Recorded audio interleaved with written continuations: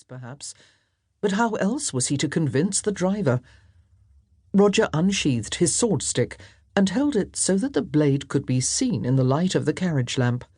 Muttering about the stupidity of passengers who didn't know where they wanted to go, the driver backed his horse and manoeuvred to turn the hack around. Roger kept his eye on the lurking bravos as he pulled his greatcoat closer. He wiggled his toes inside his boots. His feet were chilled, and his gloves seemed inadequate. The grimy streets seemed to intensify the cold somehow. He was relieved when the driver finally got the cab going in the right direction, the melancholy streets of the slums receding behind them. No one had offered to molest them in the end. Roger relaxed a little. If the man kept to his job this time, he wouldn't be late. Roger rarely made the long, hard journey down to London from his home in Northumberland. He was here now only because his former in-laws had insisted on a face-to-face meeting, so that Arabella's mother could relieve her feelings by berating him, apparently. She'd gone so far beyond the line today that Roger had nearly shouted at her. He was proud of that, nearly. Though it had been a near thing, he hadn't responded in kind. He had behaved like a gentleman, despite the glaring injustice of her remarks, and they had at last finished all the necessary business between them. He wouldn't have to obey one of the Crenshaw's summonses again. The relief was considerable. He looked out at the fashionable precincts of London, now passing outside the cab window. This trip hadn't been a complete waste.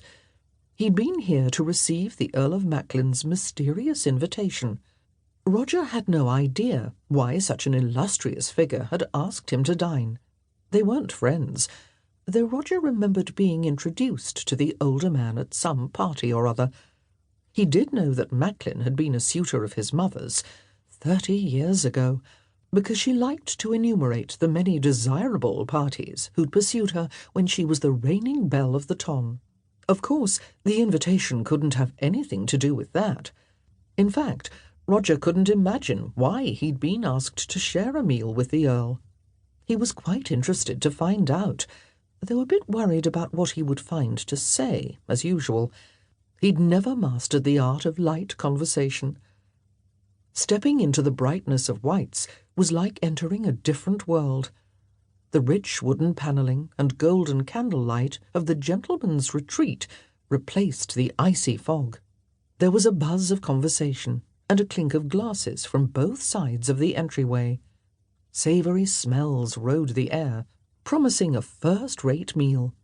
His fingers and toes would soon be warm, Roger thought, whatever else this occasion might bring.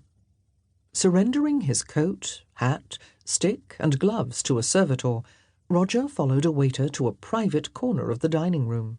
There he found Arthur Shelton, Earl of Macklin, awaiting him. Though the man was old enough to be Roger's father, he hardly looked it. His dark hair showed no grey. His tall figure remained muscular and upright.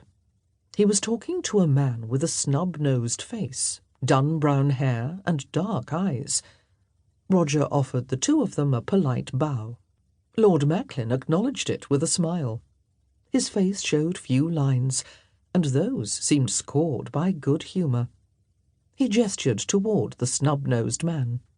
"Daniel Frith, Viscount Whitfield, may I present Roger Berwick, Marquess of Chatton?" he said. Puzzled, Roger greeted the other man, whom he had not previously encountered.